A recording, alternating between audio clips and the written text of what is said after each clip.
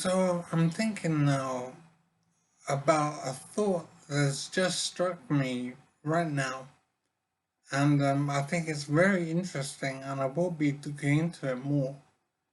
But I've made a video about this before, but it'd be interesting to get feedback from people about this initial thinking.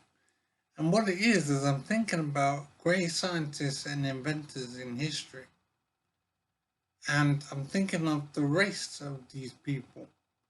And it seems to be the case that all the great scientists, all the inventors are all white men, basically. There are some women as well, but just not very many. But it seems to be the case that the race of these scientists and inventors is white. So they all appear to be white people, and white men in particular. So we'll be trying to understand the reason for this. I mean, what are the factors that have created a situation where most of the great inventors have turned out to be white men? I'm trying to understand the reason for this.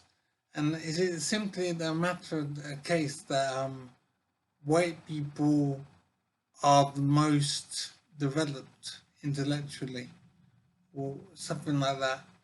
So it really is interesting to wonder. When I think Thomas Edison, Alexander Graham Bell, um, inventors not coming to mind right now, but basically anyone I can think of who has created something and that's so important in our life now, they all tend to be white men.